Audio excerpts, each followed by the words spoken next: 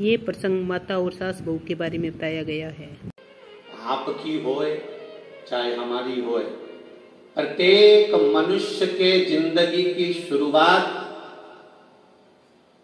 प्रत्येक मनुष्य के जिंदगी की शुरुआत रोने से होती है। कैसे होती है?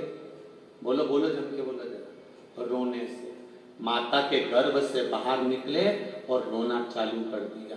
प्रत्येक मनुष्य के जिंदगी की शुरुआत, चाहे साधु, सन्यासी, तपस्वी, साधक, उपासक, महात्मा, ब्राह्मण, क्षत्रिय, वैश्य, शूद्र, संसार का जो मानव है, जो संपूर्ण मानव जगत है, इस मनुष्य की शुरुआत रोने से होती है। जब माता के गर्भ से पैदा होता है तो सबसे पहले रोता है।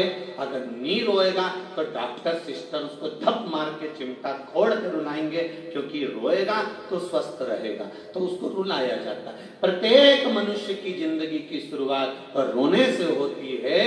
प्रत्येक मनुष्य का जीवन रोने से चालू होता है। जब परमात्मा ने ये लिख कर भेजा है कि तेरे जन्म पर तू रोएगा, तो फिर दुख आए तो टेंशन क्या लेना कि जरा जरा सी बात में रोना। क्योंकि हम ये जान जाएं कि जिंदगी की शुरुआत रोने से हुई है, तो थोड़े बहुत दुख से हमें रोना नहीं आना चाहिए, क्योंकि हमारी शुरुआत ही दुख से और रोने से प्रारंभ हुई है। तो क्या टेंशन, क्या चिंता करना छोटे छोटे दुख की, थोड़े थोड़े तकलीफों की, थोड़े थोड़े कष्टों की। बाबा के भरोसे पर छोड़ दो।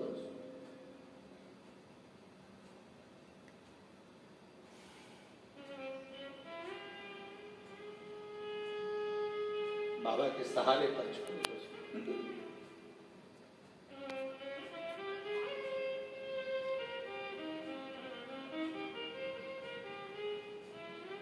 चाय में मक्खी गिर जाएगी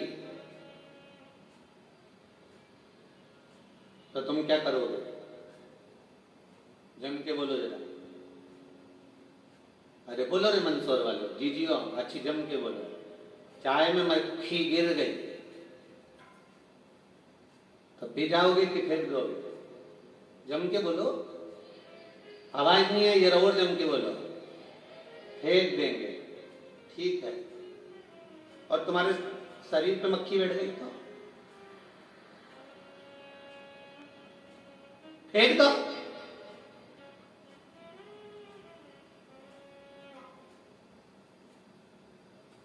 निर्णय ये नहीं है कि चाय में मक्खी गिर गई तो फेंकी जाए। मूल है चाय में मक्खी गिरी क्यों, तो सबसे मूल है कि हम चाय को ढक कर रखेंगे तो मक्खी चाय में नहीं गिरेगी।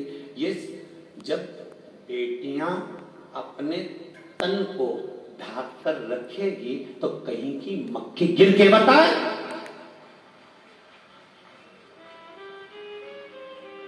चाय की प्याली को खोल कर रख रखा है और कहते हो कि चाय में मक्खी गिर गई तो हम चाय फेंक देंगे। इस शरीर पर अगर मक्खी बैठ जाए तो क्या शरीर को फेंक दोगे? मक्खी गिर क्यों रही है? मक्खी पहुंच क्यों रही है? मक्खी जा क्यों रही है? मक्खी चाय में गई क्यों? उसको ढाका क्यों नहीं? गलती हमारी है। हमारे भीतर ना जाने कितना कितना कपट, पाप, छल, बेईमानी कितना भरा पड़ा है। निवेदन है, ऐसा संसार में कोई नहीं जन्मा जिसको भगवान अहंकार नहीं दे, काम नहीं दे, लोभ नहीं दे, आसक्ति नहीं दे, तृष्णा नहीं दे। हम उसको कितना संभाल रहे हैं, हम उसको कितना संभाल कर रख रहे हैं।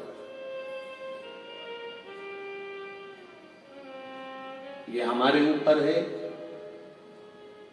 डॉक्टर बड़े विद्वान होते हैं, डॉक्टरों से पूछो कि साथ शरीर में यहाँ पर कट लग गया तो डॉक्टर ने कहा मल्लम लगा के पट्टी बांध दी है। पट्टी क्यों बांधी डॉक्टर ने? क्योंकि डॉक्टर को मालूम है कि खुला रहेगा, डॉक्टर को यह भी मालूम है कि खुला रहेगा तो जल्दी सूखेगा, पर उसने पट्टी केवल एक कारण से बांधी है कि इसमें मक्खी नहीं बैठे, मक्खी बैठेगी तो दिक्कत आएगी, इसलिए उसने पट्टी बांध कर रखा है। डॉक्टर भी समझदार होता है कि जहां कट लग गया, जहां पर बुरा लग गया, जहां पर घाव हो गया, वहां पट्टी बांध दी है। घाव अगर खुला छोड़ेगा तो जल्दी सूखेगा, ये डॉक्टर भी जानता है, पर उसने पट्टी इसलिए बांधी कि इसमें मक्खी ना बैठे। उसी तरह एक बात अपनी जिंदगी में उतार कर रखिए कि आप भी अपने तन पर अगर एक पल्लू, अपने तन पर वस्त्र अगर सही से धारण करोगे, इन टीवी चैनलों के माध्यम से इन नाटकों को देखकर अपने वस्त्र मत बनवाओ। हमारा पुरातन जो वस्त्र का स्वरूप था, साड़ियां, उस पहनावे को पहनना प्रारंभ करो तो मक्खियां तुम पर झूमने वाली नहीं है, ये निश्चित है। इन मक्खियों को हम झूमने नहीं देंगे।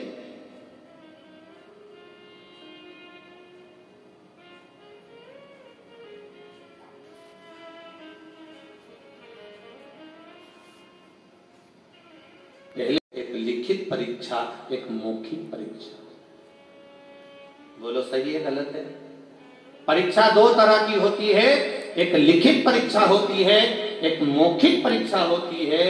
लिखित परीक्षा में नकल कर सकते हो, पर मौखिक परीक्षा में नकल नहीं कर सकते। मौखिक परीक्षा का जवाब तो आपको मुख से देना पड़ेगा। लिखित परीक्षा नीचे होती है, मौखिक परीक्षा ऊपर होती है कि तूने संसार में जाकर करा क्या।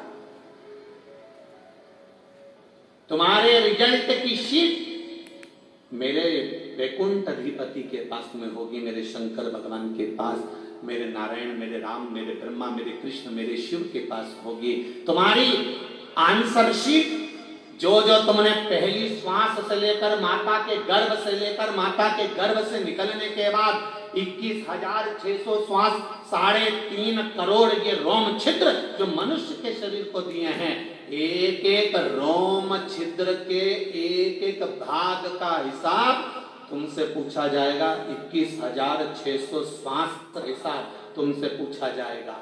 लिखित परीक्षा नीचे होती है, मौखिक परीक्षा वहां होती है, वहां किसी की नहीं सुनाई पड़ती, केवल तुमसे पूछा जाता है मंदसौर में कथा हो रही थी, तू कहां गई थी बता।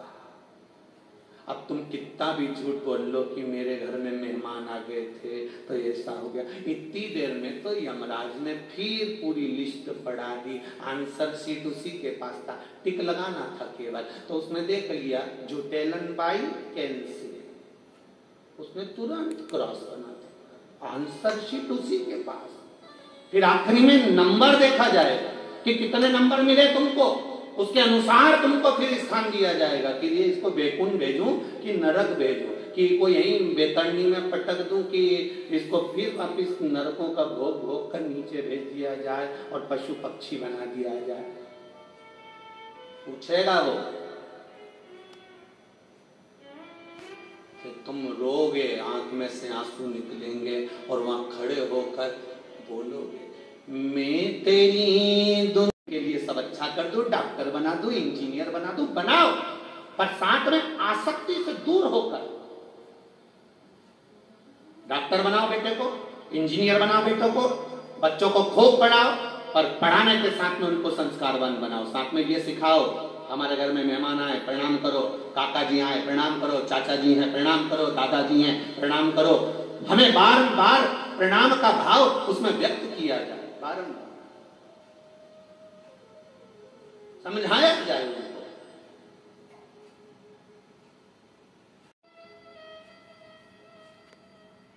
और ऐसा नहीं है कि आपने गलती नहीं करी होगी, गलती मनुष्य ही करता है और मानव का पुतला है। गलती तो हर मानव से होती है, चाहे आप हो चाहे हम हो। संसार में कोई अच्छा पैदा नहीं हुआ कि इसने कोई गलती नहीं करी होगी। गलती करो, खूब करो,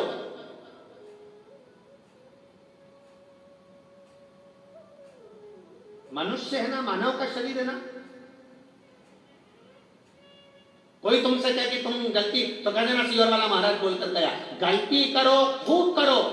पर शिव महापुराण की कथा कहती है गलती करो खूब करो पर किसी का गलत मत करो। बस शंकर की कथा यह कह रही है। गलती करोगे चल जाएगा, ऊपर मुंह दिखाओगे माना जाएगा, गलती करोगे स्वीकार हो जाएगा। क्योंकि ये मनुष्य का शरीर है, ये गलती नहीं करेगा तो कौन करेगा। अपन कोई बहुत बड़े बहुत विद्वान तो है नहीं कि अपन गलती नहीं करेंगे। गलती करो, खूब करो, पर किसी का जिंदगी में गलत जम के बोलो मत करो। गलती स्वीकार हो जाएगी पर किसी का किया हुआ गलत स्वीकार नहीं होगा। किसी को धक्का दे दिया, किसी के लिए अपशब्द कह दिया, किसी को ताने दे दिए, किसी को गाली दे दी, किसी का बुरा कर दिया, आप गलती करो तो ये शरीर स्वीकार करेगा।